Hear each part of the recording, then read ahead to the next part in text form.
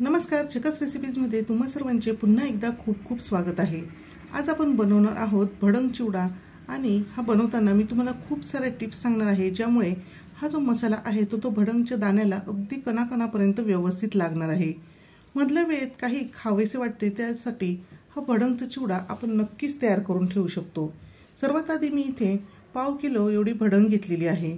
भडंगचे दाणे हे नॉर्मल कुरमुऱ्यांपेक्षा थोडेसे जाडसर आणि फुगीर असे असतात। आता ही भडंग आपल्याला जशीच्या तशी न वापरता अशा पद्धतीने चाळणीने चाळून घ्यायची आहे, म्हणजे त्यामध्ये जर काही बारीक कचरा वगैरे असेल तर तो चाळणीमधून व्यवस्थित असा चाळला जाईल। आता भडंगची ही जी दाणे आहेत अगदी कुरकुरीत असायला हवे। तर इथे जेवढे मला कुरकुरीत हवे आहे त्यापेक्षा ते हलकेसे नरम वाटत आहेत। तर अशा वेळी काय करायचे, तर ही भडंगची दाणे उन्हामध्ये आपल्याला एखादे 1.5 तास ठेवायचे आहे। चाळणीने चाळल्यामुळे तुम्ही बघू शकता असे बारीक असा कचरा इथे ताटामध्ये जमा झालेला आहे। जर ऊन नसेल तर अशा वेळेस काय करायचे ते सुद्धा आपण लगेचच बघणार आहोत। आणि बाकीची जी भडंग आहे तर ती सुद्धा मी अशीच चाळून घेणार आहे। आता बरेचदा ऊन उपलब्ध नसते, मग अशा वेळेस काय करावे, तर कढईमध्ये आपल्याला ही भडंग हलकीशी गरम करून घ्यायची आहे। त्यामुळे सुद्धा हे भडंगचे दाणे हे छान असे कुरकुरीत होतात। अशा वेळेस आपल्याला गॅसची फ्लेम मीडियम ठेवायची आहे आणि मीडियम फ्लेमवर सतत हलवत राहून हे भडंगचे जे दाणे आहेत तर ते व्यवस्थित असे भाजून घ्यायचे आहे। पण आपल्याला ही भडंग अगदी कडकडीत अशी न गरम करता फक्त हाताला गरम लागेल एवढीच आपल्याला ती गरम करून घ्यायची आहे। अशा पद्धतीने ही भडंग मी एकसारखी हलवून घेत आहे आणि आता मी हात लावून बघते आहे, तर तुम्ही बघू शकता आपण हात लावू शकतो इतकी ही गरम झालेली आहे। त्याचबरोबर ही भडंगचे दाणे आपल्याला दाबून बघायचे आहे। आता हे दाणे छान असे कुरकुरीत झाले आहे, तर लगेचच मी बाकीची सुद्धा भडंग याच पद्धतीने कढईमध्ये भाजून घेणार आहे। भडंग ही संपूर्ण भाजून झालेली आहे, कढई सुद्धा गरम आहे, तर लगेचच आता आपण भडंगचा चिवडा तयार करायला घेणार आहोत। त्यासाठी मी 1 कप तेल यामध्ये घालून घेतलेले आहे आणि वजनी प्रमाण म्हणाल तर हे 200 ml तेल इथे घेतलेले आहे। त्यामध्येच मी काही पदार्थ तळणार आहे। तर सर्वात आधी यामध्ये मी 1 वाटी एवढे शेंगदाणे घालून घेतलेले आहे। शेंगदाणे आपल्याला छान असे कुरकुरीत खमंग त्याचबरोबर रंग बदलेपर्यंत तळून घ्यायचे आहे।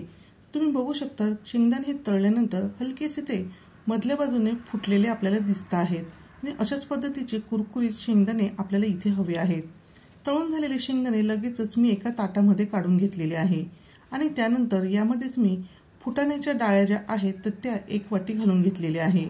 आता इथे मी काही पदार्थ तळून घालते आहे, तर त्याचे प्रमाण तुम्ही तुमच्या आवडीनुसार कमी अधिक करू शकतात। डाळ्या सुद्धा आपल्याला हलके सोनेरी रंगावर तळून घ्यायच्या आहेत आणि खमंग असे तळून झाल्यानंतर त्यातले तेल आपल्याला हलकेसे निथळून त्यानंतर ताटामध्ये ह्या डाळ्या आपल्याला शेंगदाण्यांबरोबर काढून घ्यायचे आहे। यामध्येच मी मक्याचे पोहे सुद्धा घालणार आहे, तर 1 वाटी मक्याचे पोहे मी घालून घेणार आहे। मक्याचे पोहे तळताना एक महत्त्वाची टिप म्हणजे तेल हे व्यवस्थित गरम असायला हवे, तेव्हाच ते मक्याचे पोहे अशा पद्धतीने अगदी छान असे फुलले जातात। तर तेल कमी गरम असेल तर ते व्यवस्थित फुलले जात नाही आणि ते खाताना थोडेसे कडक लागतात। त्यामुळे ही टिप तुम्ही नक्कीच लक्षात ठेवा। अशाच पद्धतीने मी हे सर्व मक्याचे पोहे हे तळून घेत आहे। आता सुद्धा गॅसची फ्लेम मीडियम ठेवलेली आहे। मक्याचे पोहे सर्व तळून झाल्यानंतर आता यामध्ये मी काही खोबऱ्याचे काप सुद्धा घालून घेणार आहे आणि त्याचबरोबर यामध्ये आपल्याला अशा पद्धतीने ठेचून घेतलेल्या लसणाच्या पाकळ्या घालायच्या आहेत। तर ह्या मी 15 ते 20 लसणाच्या पाकळ्या घेतलेल्या आहे। तोपर्यंत खोबरे सुद्धा छान असे खमंग तांबूस रंगावर तळले गेलेले आहे। आता तेल हे बऱ्याच प्रमाणात गरम झालेले आहे, त्यामुळे मी गॅसची फ्लेम ही बंद करणार आहे आणि त्यानंतर यामध्ये मी काही कढीपत्त्याची पाने घालून घेणार आहे। तेल हे कडकडीत गरम आहे, त्यामुळे कढीपत्त्याची पाने लगेचच कुरकुरीत झालेली आहे। त्याचबरोबर लसणाच्या ठेचून घेतलेल्या पाकळ्या सुद्धा मी यामध्ये व्यवस्थित तळून घेणार आहे आणि या लसणाचा जो ओलसरपणा आहे तर तो आपल्याला पूर्णपणे घालवायचा आहे आणि हे लसूण जे आहे तर ते आपल्याला अगदी कुरकुरीत होईपर्यंत या तेलामध्ये तळून घ्यायचे आहे।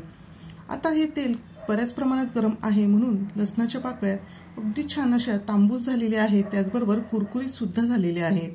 पण जर तुमच्या ज्या लसणाच्या पाकळ्या आहेत अशा कुरकुरीत झाल्या नाही तर अशा वेळेस तुम्ही अगदी गॅस लो फ्लेमवर चालू करून हे लसणाच्या पाकळ्या तळून घेऊ शकता। तेल आपल्याला कोमट करून घ्यायचे आहे, म्हणून मी यामध्ये अगदी चिमूटभर एवढा मसाला घालून पाहिलेला आहे, तर मसाला हा जळाला नाही, म्हणून आता यामध्ये मी बाकी काही मसाले घालून घेणार आहे। तर सर्वात आधी यामध्ये मी चवीनुसार मीठ घालून घेतलेलं आहे। तर 2 ते 2.5 चमचे मीठ मी यामध्ये घातलेलं आहे। मीठ हे तेलामध्ये व्यवस्थित मिक्स करून घेतलेले आहे, म्हणजे तेलाचे टेम्परेचर अजून थोडेसे कमी होईल। आता मी कढईमध्येच बाजूला काही मसाले घालून घेत आहे। तर इथे मी 3 चमचे रेडीमेड चिवडा मसाला हा घालून घेतलेला आहे। रेडीमेड चिवडा मसाला घातल्यामुळे इतर हळद, हिंग वगैरे बाकीचे कोणतेही मसाले घालण्याची आवश्यकता पडत नाही। त्यानंतर यामध्ये मी 1 चमचा धना जिरा पावडर घातलेली आहे आणि चिवडा मला थोडा तिखट हवा आहे, यासाठी मी त्यामध्ये 1 चमचा लाल मिरची पावडर सुद्धा घातलेली आहे।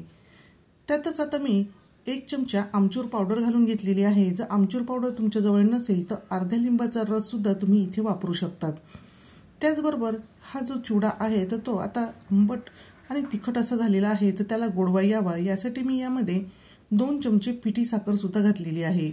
आमचूर आणि पिठी साखर घालणे पूर्णपणे ऑप्शनल आहे, पण तुम्ही नक्कीच घालून बघा, कारण की चिवड्याची चव यामुळे अजूनच छान अशी आंबट गोड तिखट अशी लागते। त्यानंतर इथे भाजून ठेवलेली जी भडंग आहे तर त्यावरच हा जो मसाला आहे तो आपल्याला घालून घ्यायचा आहे। लक्षात ठेवा, आता आपण हा जो मसाला घालतो आहोत तर तो आपण खूप गरम असताना घालायचा नाही, तो अगदी हलकासा कोमट असताना आपण भडंगवर घालून घ्यायचा आहे। कढईला काही मसाला चिकटलेला होता, म्हणून भडंग जी आहे तर ती मी कढईमध्ये घालून हा सर्व मसाला व्यवस्थित असा काढून घेत आहे। आता तुम्ही इथे पाहिलेच असेल की आपण काही पदार्थ तळून घेतलेले होते, तर ते मी यामध्ये घातलेले नाही, तर ते मी अजून बाजूलाच ठेवलेले आहे। सुरुवातीला आपण तेलामध्ये जो मिक्स केलेला मसाला आहे तर तो भडंग बरोबर आपल्याला व्यवस्थित मिक्स करायचा आहे। जर सुरुवातीलाच आपण सर्व तळलेले पदार्थ यामध्ये जर घातले तर मग अशा वेळेस तळलेल्या पदार्थांनाच हा मसाला चिकटून बसतो आणि मग आपण जो चिवडा बनवतो किंवा अशा पद्धतीचा भडंगचा चिवडा बनवतो त्यावेळेस भडंगला व्यवस्थित मसाला हा लागला जात नाही। आता सर्व भडंगमध्ये मसाला मिक्स झाल्यानंतर मी हे तळून घेतलेले जे पदार्थ आहेत ते सर्व यामध्ये घालून घेणार आहे। आता तुम्हाला वाटेल की या पदार्थांना मसाला लागेल का, तर हो, ह्या पदार्थांना सुद्धा अगदी व्यवस्थित मसाला हा लागला जातो, म्हणजेच तेलाच्या तेलकटपणामुळे जो मसाला एकाच बाजूला लागतो तर तो तसा लागला जाणार नाही। आणि इथे तुम्ही बघू शकतात की ह्या भडंगला पूर्णपणे व्यवस्थित मिक्स केल्यानंतर खूप सुंदर असा रंग आलेला आहे। त्याचबरोबर ही भडंग अगदी चटपटीत चवीची तयार झालेली आहे।